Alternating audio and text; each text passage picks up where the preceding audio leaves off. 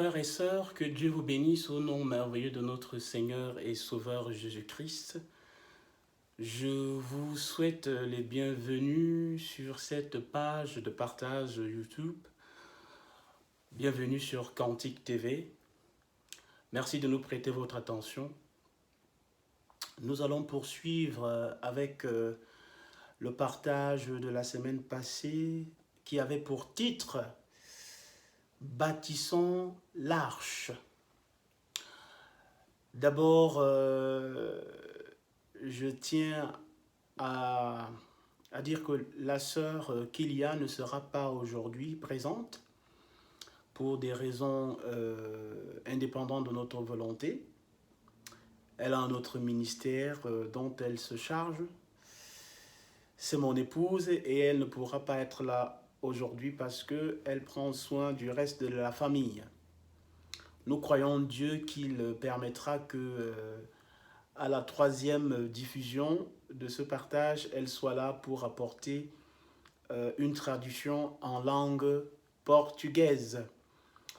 Voilà, nous allons passer un mot de prière avant de commencer ce partage. Père, je te bénis, je te rends infiniment grâce, je te remercie pour ces moments, pour ce temps que tu permets qu'on puisse donner ta parole. Enseigne-nous, dirige-nous, mets les mots justes, éclaire-nous et enseigne ton peuple. Au nom de Jésus-Christ. Amen. Voilà, si vous avez suivi la première partie de ce partage qui a été mise en ligne la semaine passée avec pour titre « Bâtissons l'arche », on va rapidement rappeler ce qu'on avait dit. On était parti sur le livre de Noé pour comprendre ce que Noé avait fait à cette époque-là et pourquoi Noé avait bâti l'arche. On avait compris que c'est Dieu d'abord qui l'avait donné l'ordre de bâtir l'arche. Ensuite, nous avons vu que Noé a été sauvé par grâce. Il a trouvé d'abord grâce devant Dieu et il a trouvé cette grâce parce qu'il s'efforçait à plaire à l'Éternel. Il est dit au verset 8 du chapitre 6 de Genèse que Noé était un homme bon et juste devant l'Éternel. Et c'est pour ça que Noé a été mis à part. Et on est parti à partir du chapitre 24 du livre de Matthieu, Matthieu 24, que nous allons lire pour entrer ainsi avec une introduction et entrer directement dans la seconde partie que nous allons lire avant de partir crescendo sur cette seconde partie. Nous allons donc lire Matthieu 24 pour lire ce que Jésus nous a donné comme prophétie. Avant de lire, je vais dire que nous disons que nous sommes disciples de Jésus. Et si nous sommes disciples de Jésus, nous devons de suivre la doctrine de Jésus. Un disciple, c'est quelqu'un qui est discipliné. Le mot disciple vient de discipline. Donc, si Jésus dit une parole et que nous, on ne l'applique pas ou on veut raisonner, alors on n'est plus un disciple. Amen. Matthieu 24, moi ma Bible est déjà ouverte à cette page-là. Matthieu, c'est dans les évangiles. Les évangiles sont un livre de transition entre le Premier Testament et le Nouveau Testament. Donc c'est un livre de transition. Donc on peut le lire. Matthieu 24, il est écrit du verset 36 au verset 37. Pour comprendre la prophétie que Jésus donnait à propos de l'arche, on a vu que Noé, à son époque, avait été averti par Dieu, Dieu lui disant que « Fais-toi une arche parce que le déluge arrive. » Et Noé a écouté la parole de Dieu. À nous, à ce temps et époque, on peut voir que Jésus, notre maître, notre Seigneur et notre Sauveur nous donne une prophétie ici, que je vais lire. Vous aussi, si vous me suivez, prenez également vos Bibles, si vous en avez une. Il est écrit Matthieu 24, verset 36. Je lis. 36 à 39. Pour ce qui est du jour et de l'heure, personne ne le sait, ni les anges des cieux, ni le Fils, mais le Père seul. Ce qui arriva du temps de Noé arrivera de même à l'avènement du Fils de l'homme. Car dans les jours qui précédèrent le déluge, les hommes mangeaient et buvaient, se mariaient et mariaient leurs enfants, jusqu'au jour où Noé entra dans l'arche, et ils ne se doutèrent de rien, jusqu'à ce que le déluge vienne et les emporte tous. Il en sera de même à l'avènement du Fils de l'homme. Il en sera de même à l'avènement du Fils de l'homme. Le verset 39 dit cela. Au verset 37, il est dit, ce qui arriva, c'est dans le passé, ce qui arriva dans le passé avec Noé, arrivera, c'est-à-dire dans le futur, de même à l'avènement du Fils de l'homme. Voilà l'affaire. Jésus, notre Sauveur, nous donne un avertissement ici. Et quand on parle de prophétie, la Bible nous demande d'étudier les prophéties. Jésus dit, ce qui s'est passé à l'époque de Noé arrivera à l'avènement du Fils de l'homme. Vous allez me dire, ok, il a dit à l'avènement du Fils de l'homme. Jésus dit également dans les Écritures, lorsque vous commencerez à voir l'apostasie et l'abomination en plein jour, prenez garde, je ne suis pas loin. Le chrétien averti, et même le non-chrétien qui s'est observé, va se rendre compte que de jour en jour, le monde va sur une position incontestablement, on va dire, sans exagérer, où on ne maîtrise plus rien. On ne maîtrise plus aucun détail. Tout est menacé. La famille est menacée. L'éducation est menacée. Le mariage est menacé. Les sociétés sont menacées. L'équilibre des nations est menacé. La paix, n'en parlons plus. Il n'y a pas un seul domaine. L'alimentation, une vraie catastrophe. Il n'y a plus un domaine sur lequel nous pouvons nous appuyer pour dire, quand même à ce niveau, on peut se défendre. Il n'y a pas un seul point actuellement dans notre monde où nous pouvons nous appuyer. Peut-on se fier au gouvernement? Peut-on se fier aux hommes? Cette dernière crise sanitaire a montré des failles dans l'organisation et le système des hommes. Alors, Jésus nous donnait un avertissement pour dire, quand vous verrez ce genre de choses, faites attention, je ne suis plus très loin. L'avènement, ce n'est pas dit le jour où il viendra, l'avènement, c'est-à-dire les événements qui annoncent l'arrivée de Jésus. Et ces événements, nous le voyons. Nous voyons des choses qu'on ne considérait, qu'on ne pouvait même pas imaginer il y a encore, je veux dire, une décennie en arrière, qui maintenant se passe normalement et ça ne choque personne. Mais Christ disait, pour terminer avec ça, que votre cœur ne se trouble point, ayez foi en moi, parce que ces choses annoncent mon retour. Donc, d'une part, nous sommes pressés de rencontrer Christ, d'une part, nous sommes également soucieux de réconcilier les hommes avec lui. D'où ce partage.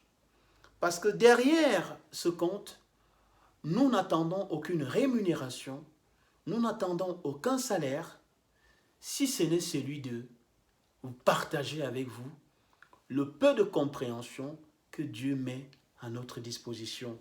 Amen. Revenons à notre lecture. Jésus disait donc, quand vous verrez ces choses arriver, sachez que je ne suis plus trop loin, comme à l'époque de Noé.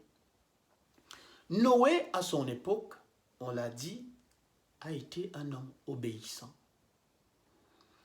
Et je voudrais dire une phrase qui résume en un mot l'obéissance. Prenez des notes, vous qui aimez noter. L'obéissance à la parole de Dieu s'accompagne avec son approvisionnement.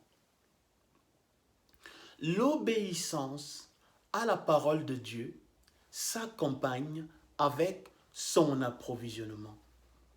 Vous ne pouvez pas obéir à la parole de Dieu et Dieu vous abandonner. C'est ce que j'appelle l'approvisionnement. Et on voit donc que Noé a été un homme obéissant, il a été approvisionné. Alors, bâtissons-nous une arche. Comment cela peut être transposé à notre époque? Je l'ai dit la semaine passée. Est-ce que nous allons prendre des planches, du bois de cophère, comme notre ancêtre Noé, ancêtre dans la foi, l'a fait? Non, je ne pense pas. Parce que nous allons lire quelque chose dans le livre d'Éphésiens, c'est dans les Épîtres. Éphésiens, chapitre 6, va nous dire quelque chose de très important. Éphésiens, c'est après le livre de Galates, avant le livre de Philippiens. Galates, Éphésiens. Après, vous avez Philippiens. Éphésiens est au milieu. Éphésiens, chapitre 6. J'ai dit 5, mais chapitre 6. Du verset 10 au verset 13. Pour comprendre quelque chose. C'est l'apôtre Paul qui écrit ici. Et il nous dit quelque chose de grand et de fort ici. L'apôtre nous dit, au reste, fortifiez-vous dans le Seigneur et par sa force toute puissante, revêtez-vous de toutes les armes de Dieu afin de pouvoir tenir ferme contre les ruses du diable. Verset 12. Car nous n'avons pas à lutter contre la chair et le sang, mais contre les dominations, contre les autorités, contre les princes de ce monde de ténèbres, contre les esprits méchants dans les lieux célestes. Verset 13.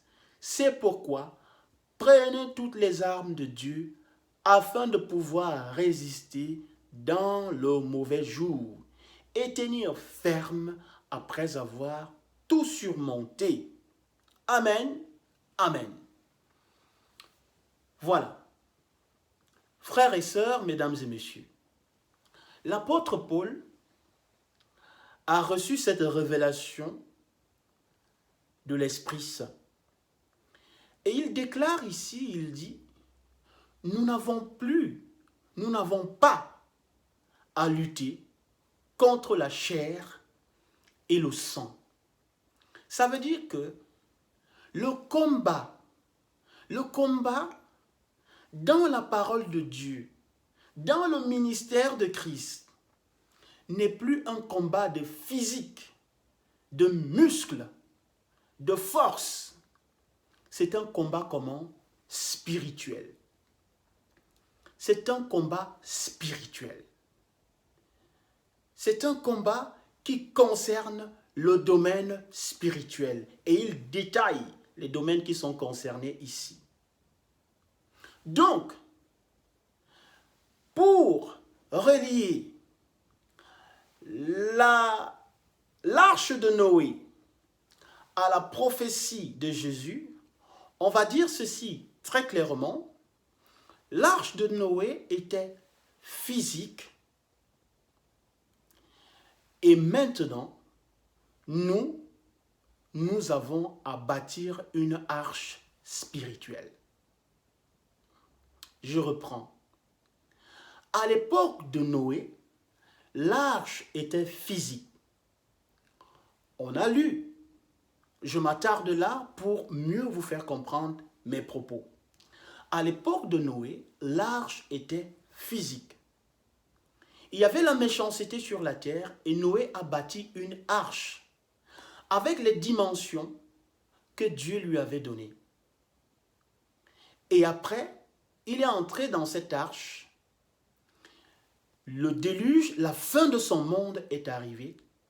Il a comment? Il a été sauvé, lui et sa famille. Et Dieu fait une promesse. Dieu fait une promesse, justement, dans le chapitre,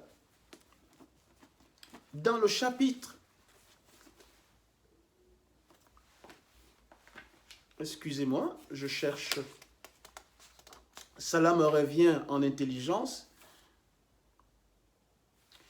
Dieu fait une promesse dans le chapitre 7. Excusez-moi. Dieu fait une promesse dans le chapitre 8. Attendez. Le chapitre 8.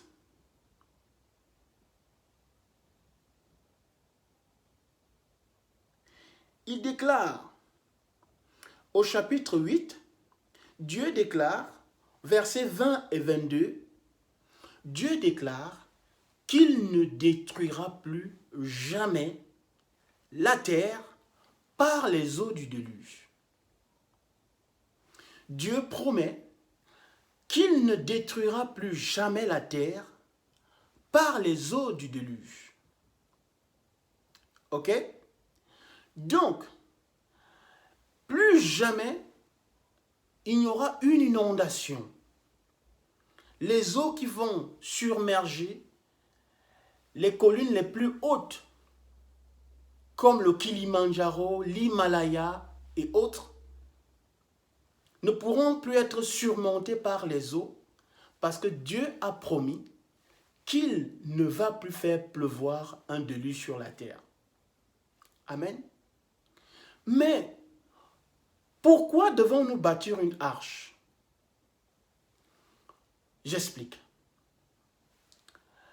Jésus dit ceci. Dans le livre de Matthieu, la révélation est là. Quand vous verrez l'avènement, dans les jours de l'avènement du Fils de l'homme, c'est-à-dire quand vous verrez les signes, je vais expliquer ça autrement. Quand une femme est enceinte, amen, le premier mois, le deuxième mois, le troisième mois, jusqu'au 7e mois, il n'y a pas à se faire.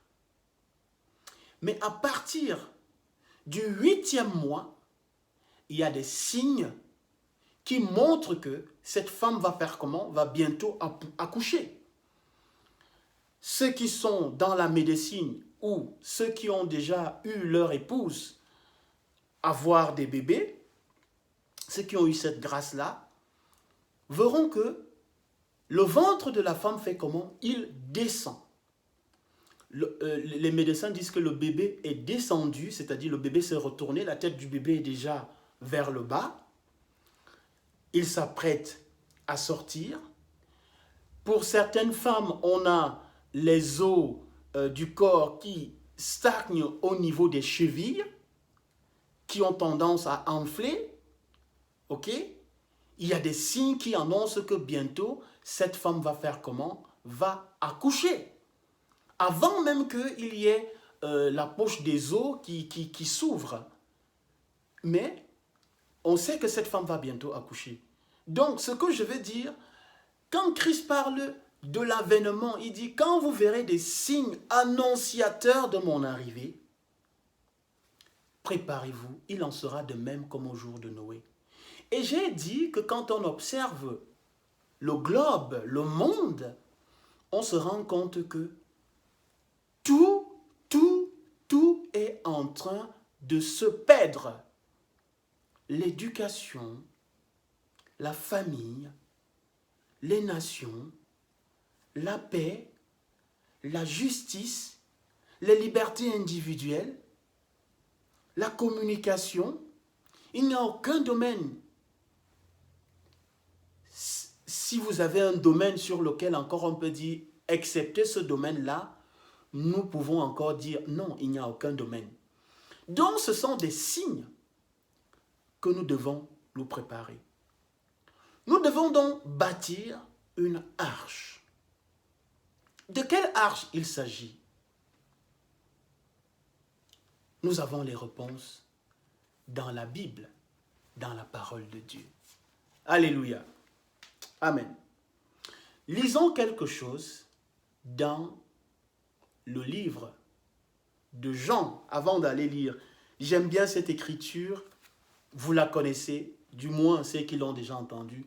Jean 4 au verset 24, Jésus dit, Dieu est esprit.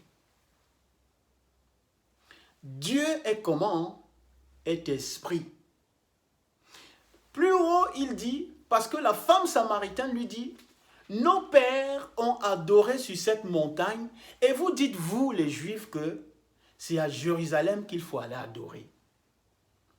Et Jésus répond à cette dernière et lui dit, femme, l'heure vient, et elle est déjà venue, où ce n'est ni sur cette montagne, ni à Jérusalem, qu'on adorera le Père. Dieu est esprit. Il faut que ceux qui l'adorent, ceux qui le louent en esprit et en vérité. Amen. Premier témoin. Nous allons maintenant dans le livre de Actes, chapitre 17, pardon. Je suis encore dans le livre de Jean. Dans le livre de Actes, Actes c'est après le livre de Jean, c'est le dernier évangile. Actes chapitre 17, on va lire quelque chose. Actes chapitre 17, au verset 24. Il est écrit, si vous êtes en train de chercher la page, les Bibles ont les feuilles de plus en plus fines, ce n'est pas évident de trouver vite une page. Je vous l'accorde. Nous y sommes. Actes chapitre 17, verset 24. C'est l'apôtre Paul, une fois de plus, qui parle ici. Je suis en train de vous amener à comprendre pourquoi et qu'est-ce qui est notre arche et pourquoi est-ce qu'on doit la bâtir. Amen. J'espère que vous me suivez. Actes chapitre 17, verset 24, il est écrit, « Le Dieu qui a fait le monde et tout ce qui s'y trouve, étant le Seigneur du ciel et de la terre, n'habite point dans les temples faits de mains d'hommes. » Amen. Vous voulez que je reprenne? Le Dieu qui a fait le monde et tout ce qui s'y trouve, étant le Seigneur du ciel et de la terre, n'habite point dans les temples faits de mains d'hommes. Quelle révélation! Quelle révélation! Il n'est point servi, ça c'est le verset 25, vous pouvez poursuivre la lecture chez vous, arrêtons-nous là. Le Dieu qui a fait le ciel et la terre n'habite point dans les édifices faits de mains d'hommes. D'où vient-il donc aujourd'hui? Nous, en tant que chrétiens, je dis bien nous, en tant que chrétiens, on dépense tellement d'énergie pour bâtir des édifices où Dieu ne réside même pas. Pour quel objectif? C'est écrit. Dieu n'habite pas. Les gens disent la maison de Dieu. Bienvenue à la maison de Dieu. J'ai suivi les gens le dire peut-être avec de bonnes motivations, ou les gens avoir des projets de bâtir peut-être avec de bonnes motivations. Mais laissez-moi vous déclarer une chose. C'est inutile. C'est Dieu qui le dit ici. Le Dieu qui a fait le ciel et la terre n'habite point dans les maisons faites de mains d'hommes. Dans les temples faits. Il dit temple fait de mains d'hommes. Alors, si Dieu n'habite point dans les temples faits de mains d'hommes, où est-ce que Dieu habite aujourd'hui? Dieu habite où aujourd'hui? En nous. Dieu habite en nous, si du moins nous avons reçu l'Esprit de Christ. Depuis le jour de la Pentecôte, on peut le lire. D'ailleurs, allons-y, Actes chapitre 2, les étudiants avertis de la Bible savent, et nous l'avons déjà lu plusieurs fois dans sur cette page, dans nos précédentes partages. Actes chapitre 2,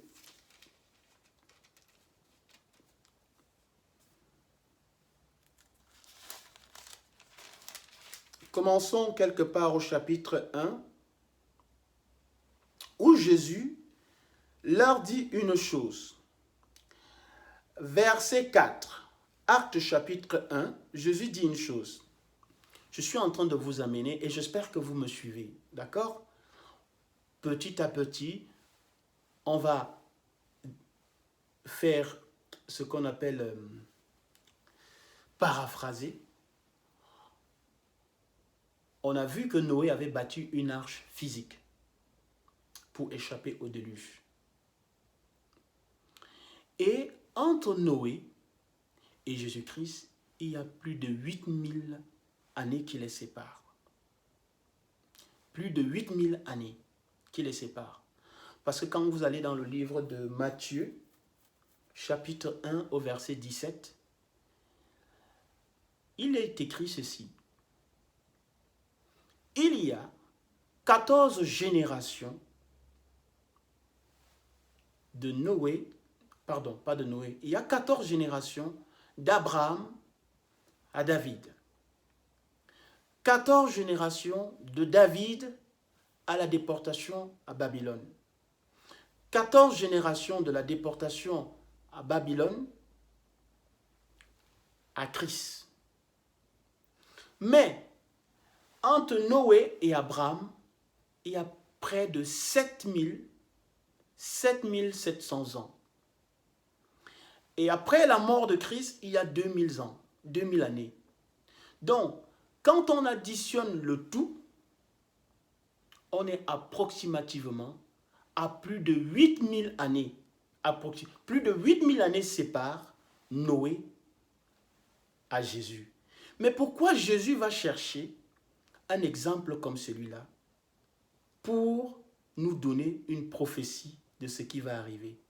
Et on a dit que ce qui était à l'époque de Noé physique est maintenant en notre époque spirituelle, en se basant sur le chapitre 6 d'Éphésiens, au verset 12, qui nous dit que nous n'avons plus à combattre contre la chair et le sang, mais contre le domaine spirituel diabolique, pour couper tout court et simple. Et je suis en train de vouloir vous montrer que Dieu n'habite plus dans des maisons faites de main d'homme pour en arriver à l'arche qu'il faut bâtir.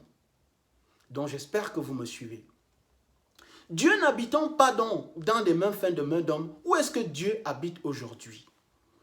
Nous sommes en train de le voir dans le livre de Actes, chapitre 1. Jésus-Christ déclare: comme il se trouvait avec eux, comme il est mis pour Jésus, il leur recommanda de ne pas s'éloigner de Jérusalem, mais d'attendre ce que le Père avait promis.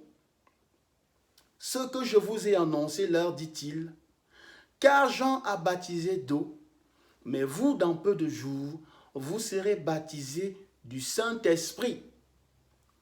Dieu, par l'entremise du prophète Ésaïe, dit ceci: je ferai de vos maisons un temple d'habitation, mon temple d'habitation.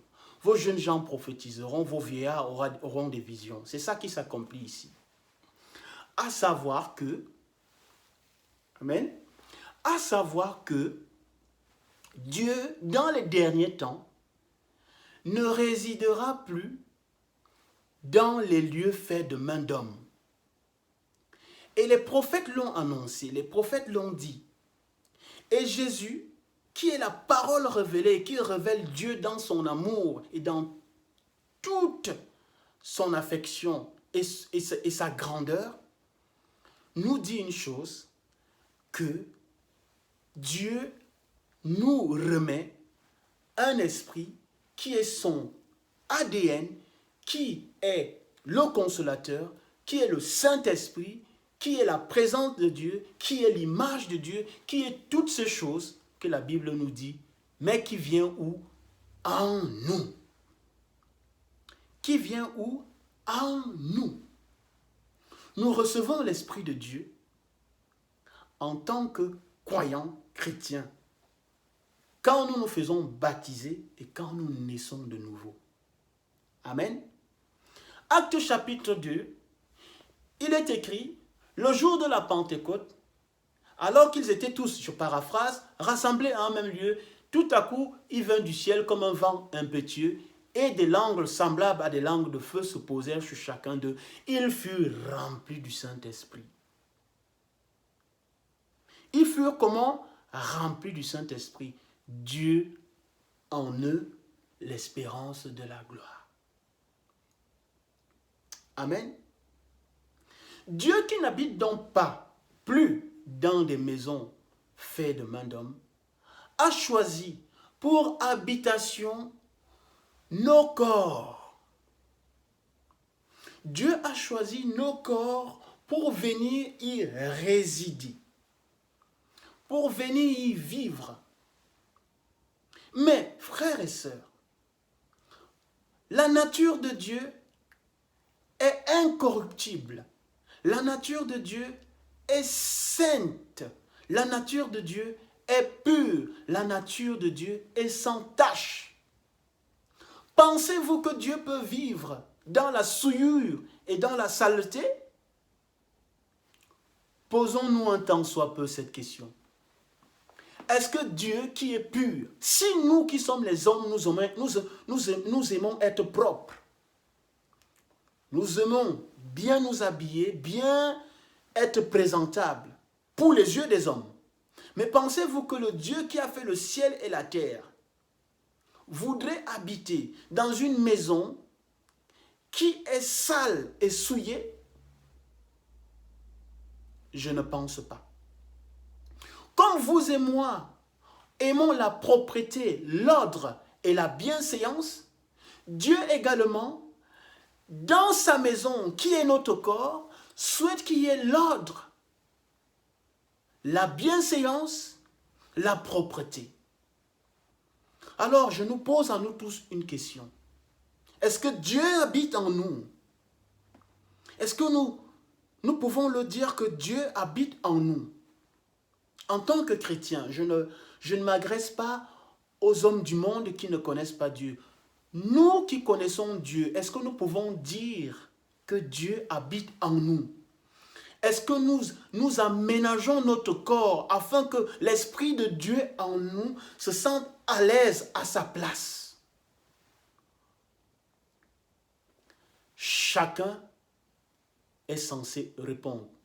Chacun connaît sa marche, chacun connaît sa situation vis-à-vis de Dieu. Je ne suis pas en train de jeter une condamnation ici sur quelqu'un. Je ne suis pas en train de dire qu'un tel ne marche pas ou il ne marche pas. C'est une exhortation.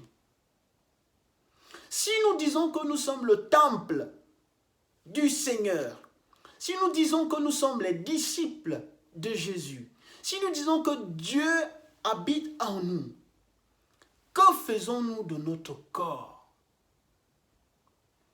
Physiquement, on aime se soigner.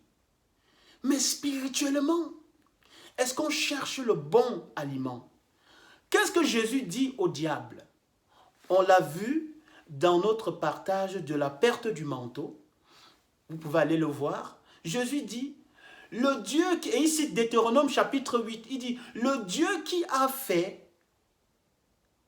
Non, il dit, l'homme ne vivra pas, je suis en train de citer un autre passage de l'Écriture, il dit, l'homme ne vivra pas de pain seulement, mais de toute parole de Dieu. D'abord, étant donné que l'alimentation même de nos jours est critique, dont on ne peut pas se réjouir de ce qu'on mange, il faut vraiment avoir une intelligence renouvelée pour pouvoir trouver de quoi manger. Je dis en esprit.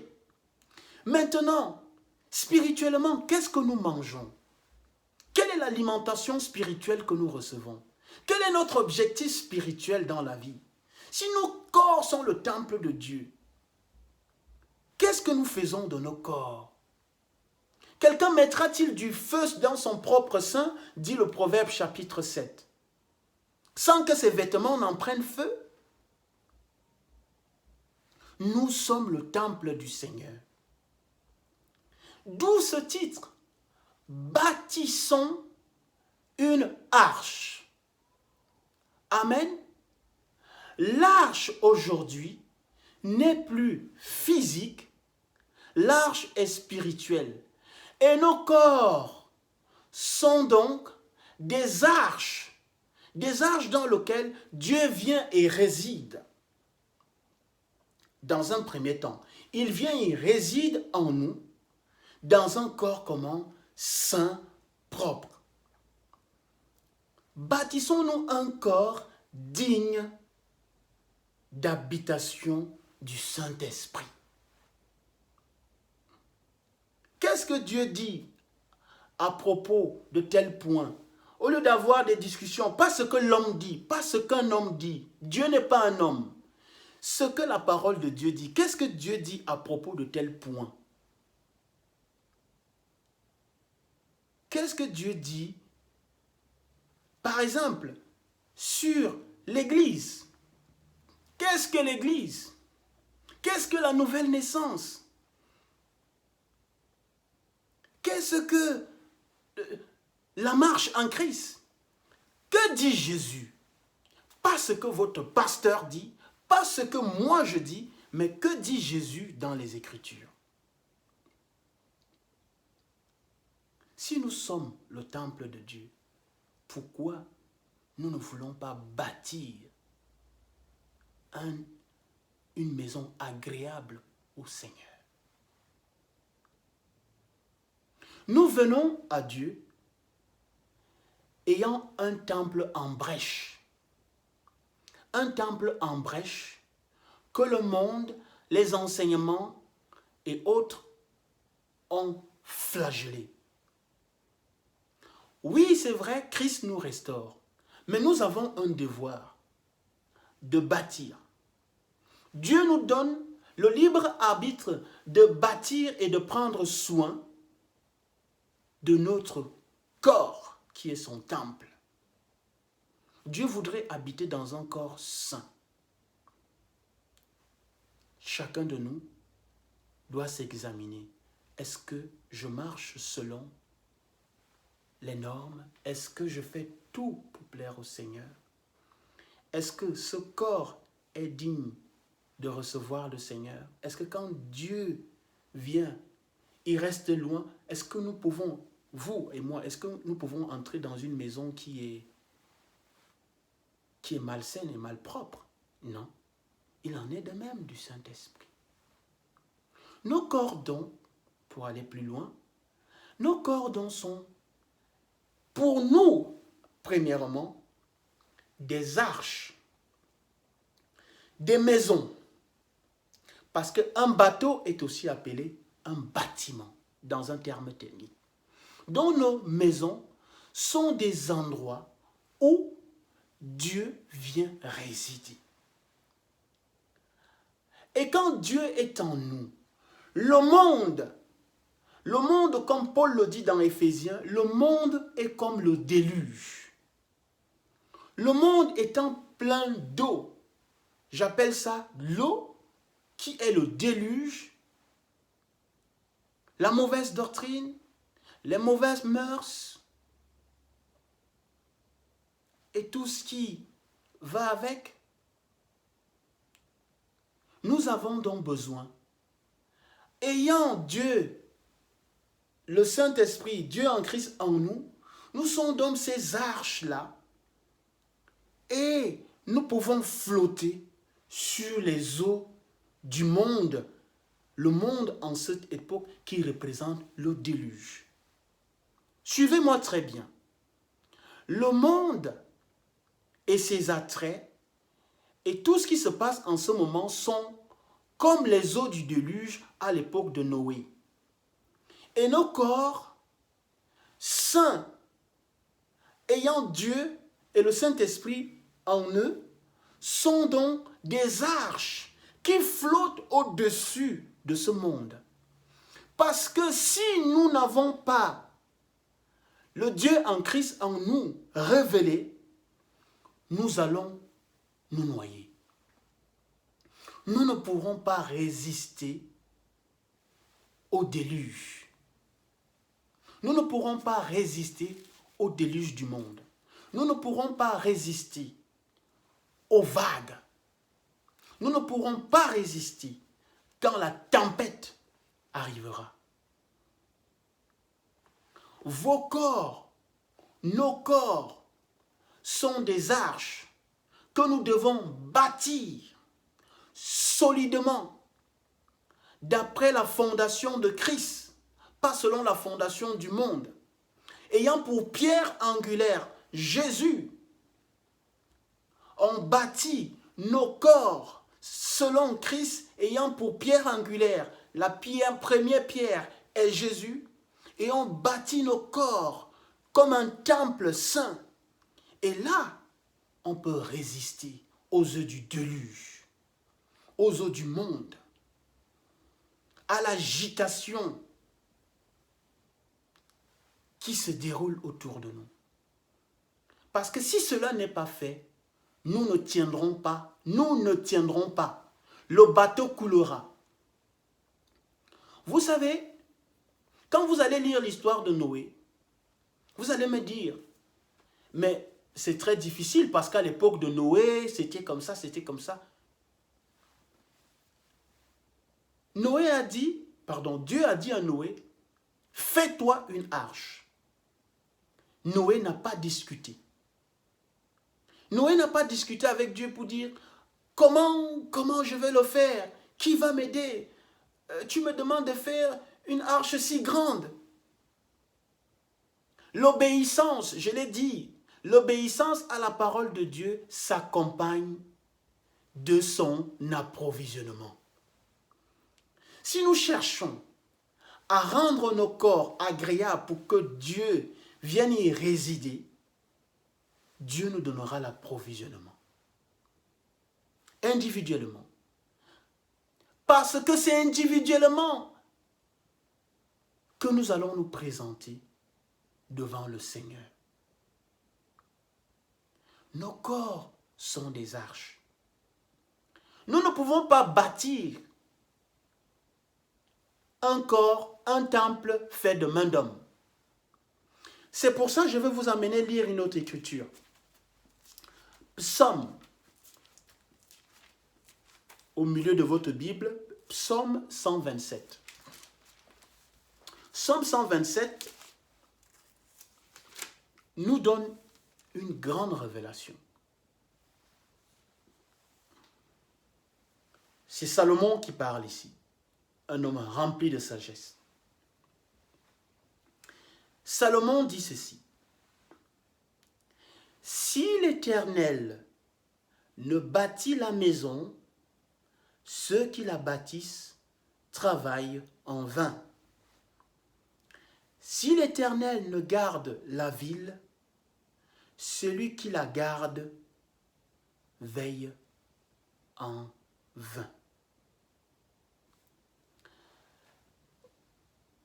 On a vu que Dieu n'habite point dans les habitations faites de main d'homme. Donc si vous voulez vous bâtir un être à la posture, à la stature de Babylone et du monde, Dieu ne peut pas résider dans cette maison-là.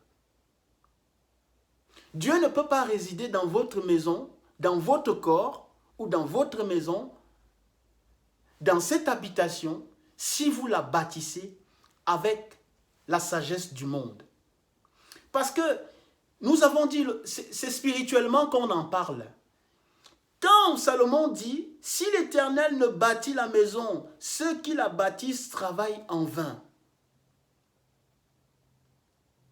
Si tu veux faire de ton corps selon ton entendement, si tu veux faire de ton être selon la sagesse du monde, Dieu ne peut pas, Dieu te dit qu'il ne peut pas résider dans cette habitation.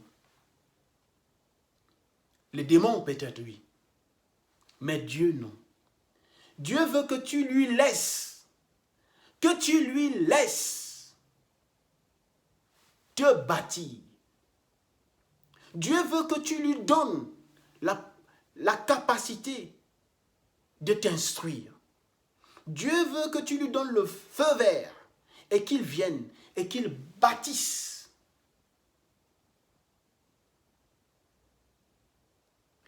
Si tu bâtis toi-même, Dieu ne viendra pas. Il dit, si l'Éternel ne bâtit la maison, ceux qui la bâtissent travaillent en vain. Cette maison-là, c'est nous. Parce que Dieu n'habite pas dans les habitations faites de main d'homme. Amen. Est-ce qu'on commence à comprendre? Si tu prends trop soin de ton corps, je mets les crèmes, Dieu dit, c'est en vain que tu fais ça. Parce que cette chair est souillée. Cette chair mourra. Cette chair, on va la perdre. Si Dieu nous fait grâce, il nous revêtira d'un corps spirituel. Il faut voir comment les sœurs, certains frères passent le temps à vouloir se soigner, ils prennent tellement soin d'eux. Et l'intérieur alors, parce qu'ils ne veulent pas laisser Dieu bâtir. Parce que quand tu laisses Dieu bâtir, Dieu va t'instruire. Est-ce que nous sommes prêts à laisser Dieu nous bâtir, que Dieu nous brise? Allez dans les Écritures. Tous les hommes qui ont marché avec Dieu, au départ, ils veulent bâtir selon leur cœur, Et quand ils comprennent que il faut laisser Dieu bâtir, c'est là où Dieu commence à marcher avec eux. Amen. Avec Abraham, quand il revient de l'Égypte, de l'épisode, parce qu'il va aller 2 ou 3 fois en Égypte, de l'épisode où Pharaon veut épouser sa femme, Dieu lui dit, marche devant ma face et sois intègre. Quand Dieu dit sois intègre, il veut lui rappeler que laisse-moi le devant des choses. Laisse-moi être devant. Laisse-moi être le devant, la première place. Crois en moi. Amen.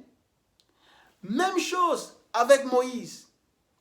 La Bible dit, Moïse étant prince d'Égypte, futur pharaon, il va tuer un Égyptien. Ah oui, c'est écrit.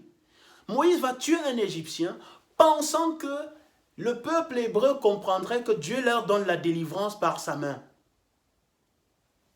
Mais le lendemain, l'autre va dire, veux-tu me tuer comme tu as tué cet Égyptien? Moïse va s'enfuir.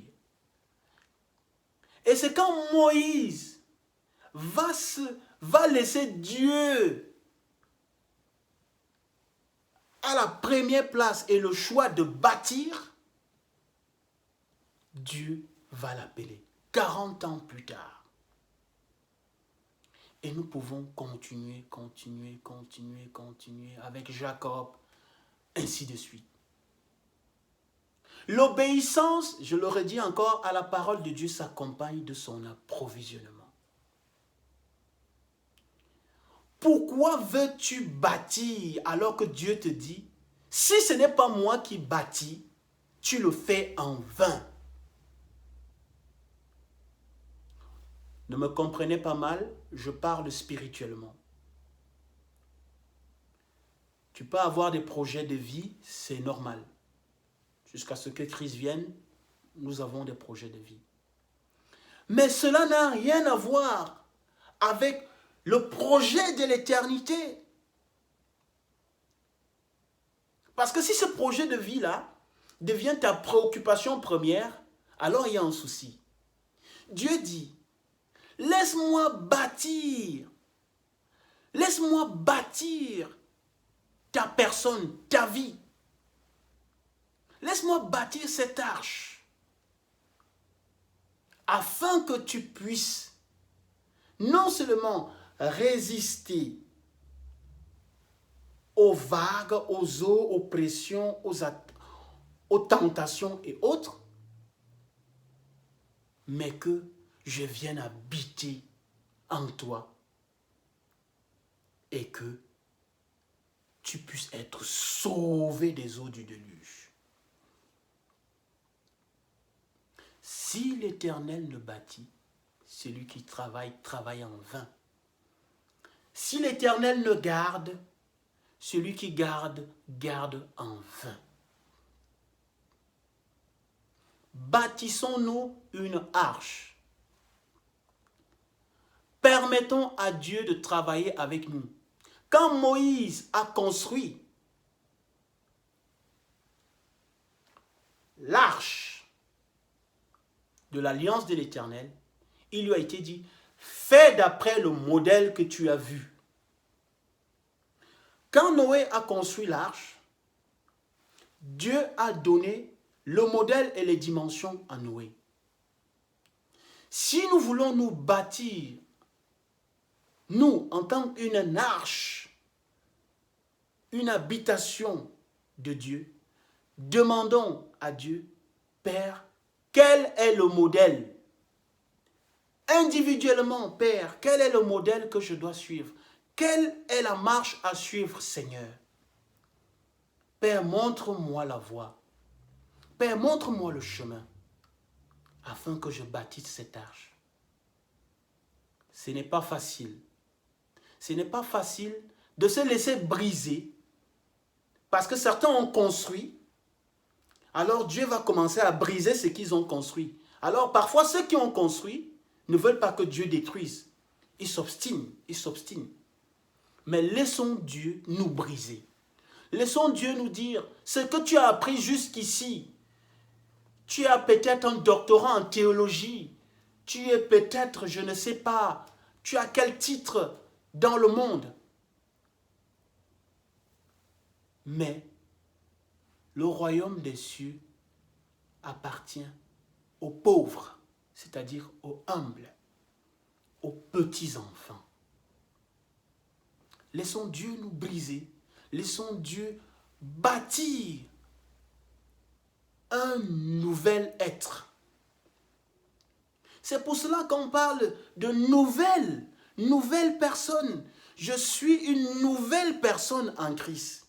Nous ne pouvons pas dire que nous venons à Christ et que nous recevons l'Esprit de Christ et nous restons la même personne. Ce n'est pas possible. Continuons à faire les mêmes choses, les mêmes attitudes, vivant notre vie et choisissant le dimanche, entre guillemets, pour aller dire dans la maison de Dieu, ce n'est pas possible. Excusez-moi, je vous dis, ce n'est pas possible que quelqu'un a reçu Christ, le vrai Christ, en lui, et qu'il n'a pas changé. Non. Non, il a gardé sa maison d'habitation d'avant. Il n'a pas été brisé. Christ n'est pas la pierre angulaire de cette habitation-là. Je ne vous jette pas le propre, je ne vous juge pas, je ne vous condamne pas. Mais je dis, on ne peut pas venir à Christ et ne pas être brisé et laisser Dieu être notre architecte et nous bâtir de devenir un homme selon son cœur. D'où bâtissons une arche d'après le modèle que Dieu a choisi pour nous. Parce que pour chacun de nous, Dieu a une fonction, Dieu a un devoir, Dieu a un projet. J'aime bien cet exemple. Personne ne crée un outil sans qu'il y ait une utilité. Dieu nous a créés avec une utilité. Bâtissons une arche d'après le modèle de Dieu. Bâtissons, laissons Dieu nous construire en tant que des hommes et des femmes dignes, pas selon le modèle du monde. Qu'est-ce qu'il y a de bon dans le monde? Il n'y a rien. Dieu attend de nous un royaume de sacrificateurs. Si tu dis que tu aimes Dieu, alors tu dois aimer ses commandements. Si tu dis que tu es disciple de Dieu, alors tu dois être discipliné et suivre la voie du Maître. Nous sommes arrivés à la fin. Je crois à Dieu que ces messages vous a bénis. En tout cas, moi j'ai été béni. Et le vœu du cœur de Dieu est que les hommes soient sauvés. Dieu dit dans le livre d'Ézéchiel, chapitre 17 ou 18, qu'est-ce que je veux? Est-ce que je veux que l'homme meure? Non, je veux que l'homme vive.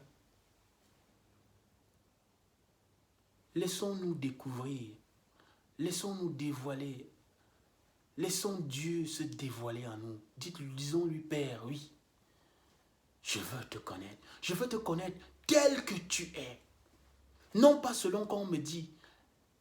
Quand la femme samaritaine, on va finir par là, est allée faire le témoignage et que les gens de la ville sont venus, ils lui ont dit, nous croyons maintenant, pas parce que tu nous as fait un témoignage, mais parce que nous l'avons vu et nous l'avons entendu. Je suis comme cette femme samaritaine qui vous dit, venez voir cet homme qui m'a tout dit. Quand vous-même vous irez à Christ, à la source de vie boire, vous me direz, Guy, José, nous ne croyons plus parce que tu nous as dit. Nous croyons parce que nous sommes allés, nous avons vu et nous avons bu les paroles de vie. Bâtissons-nous une arche d'après le modèle des cieux. Soyons des hommes d'après le modèle de Dieu. Ayons un corps, un temple où Dieu peut venir et résider en nous. Soyons un exemple pour notre communauté. Soyons un modèle d'amour, de service, de bonté, de charité pour nos familles, pour nos maisons, pour nos épouses, pour nos enfants. Quel est le témoignage qu'on peut rendre de nous? Est-ce que Dieu peut rendre témoignage de nous comme il a rendu témoignage de Job? Dieu attend de nous que nous nous donnons à lui afin qu'il nous bâtisse et qu'il vienne habiter en nous. Ça a été un plaisir. Je vous dis à la prochaine et que Dieu vous bénisse. Au nom de Jésus-Christ. Amen.